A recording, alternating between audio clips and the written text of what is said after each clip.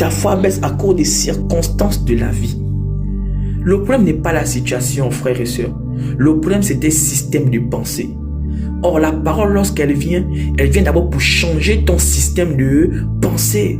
Voilà pourquoi le premier miracle de Jésus était basé sur la transformation. Mais quel type de transformation? Mais la transformation du cœur, des pensées. Et c'est ça le vrai problème. Et beaucoup d'entre nous sommes des chrétiens, mais nous n'avons pas de pensées renouvelées. Et lorsque ta pensée n'est pas renouvelée, c'est un obstacle à ta foi.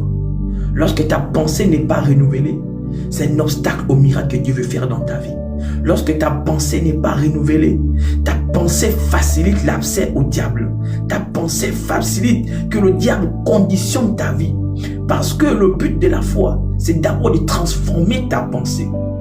Alors accepter Jésus, ce n'est pas s'arrêter là, c'est le renouvellement de la pensée. Et Dieu veut que tu renouvelles la pensée. Voilà pourquoi il dit que celui qui croit, tout est possible. Mais à quoi c'est possible? À celui qui croit que Dieu est capable de faire.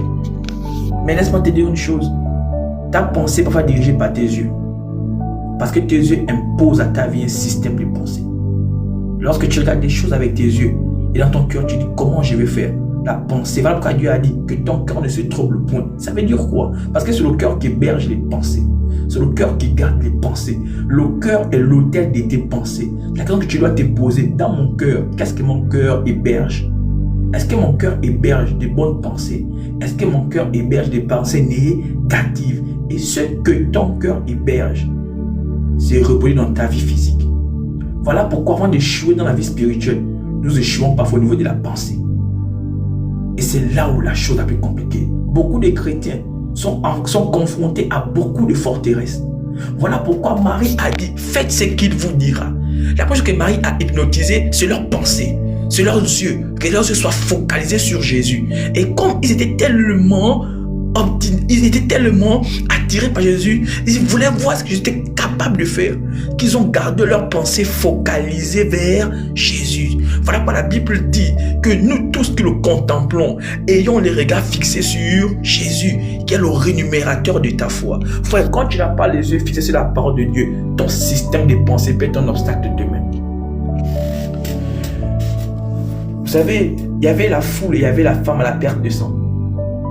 La seule qui avait des pensées positives, c'était une femme, ce n'était pas la foule. On peut être là aujourd'hui à 10, à 15, connectés comme nous sommes là. Ton problème n'est pas l'église. Ton problème n'est pas le pasteur. Ton problème, c'est ta mentalité. Beaucoup ont des mentalités d'échec. Beaucoup n'ont pas des mentalités de conquérants. Parce qu'un conquérant, ce n'est pas celui qui échoue. Celui qui ne se lasse pas de réussir. C'est celui qui ne se lasse pas. Il est plus facile d'échouer, mais il est plus dur de se relever. Voilà pourquoi la Bible dit que le juste tombera 7 fois. Qu'est-ce qu'il veut montrer? Il veut montrer la persévérance du juste. Tu ne peux pas avoir une pensée de conquérant et échouer.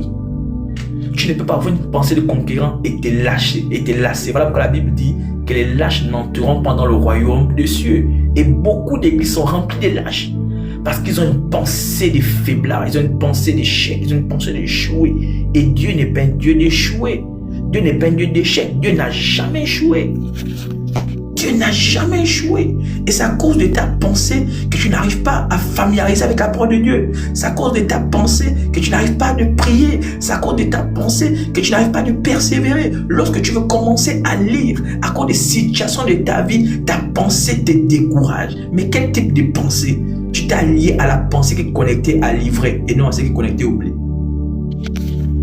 Par rapport à la Bible dit que quand les gens dormaient, le diable venait s'aimer quoi? L'ivraie.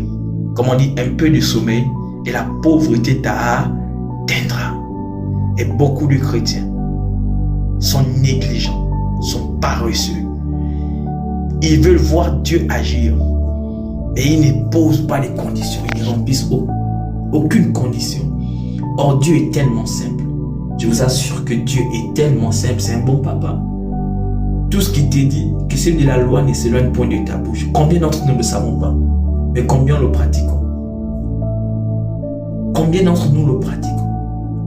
Vous savez, notre système de pensée est réglé en sorte que les choses charnelles soient devant nous. sont notre priorité. Notre téléphone est notre priorité. Notre WhatsApp est notre priorité. Notre système de pensée est réglé parce que quoi? Vous savez, lorsque tu as focalisé ton cerveau à manipuler ton téléphone dès que tu te réveilles, le pousser à lire la Bible quand tu te réveilles, c'est demander à ton cerveau de faire encore des efforts. Et le cerveau n'aime pas faire des efforts. Et le cerveau est à notre image. Nous n'aimons pas faire des efforts. Voilà pourquoi beaucoup de personnes vivent dans le péché. Parce que le péché est une chose facile à faire. La vie du monde est une vie facile. Et nous aimons la facilité. Voilà pourquoi dans nos églises, nous accusons les autres parce que nous cherchons des fautifs. Nous cherchons des gens sur qui poser nos échecs. Et nous refusons que nous sommes nous-mêmes à l'origine des autres échecs. Mais pourquoi? Parce que notre pensée n'est pas une pensée de conquérant. Notre pensée n'est pas une pensée de persévérant. Et Marie a dit, faites comme il vous dira. Et le premier miracle de Jésus était la transformation du cœur, la transformation des pensées. Frère, si tu n'es pas un chrétien et que tu ne renouvelles pas tes pensées, frère, demain tu vas tomber. Voilà pourquoi dans Romains 12, il dit quoi? Soyez renouvelés. Il est important de faire la mise à jour de tes pensées. Parce que tes pensées sont ton premier obstacle. Ta pensée est ton premier obstacle. Alors,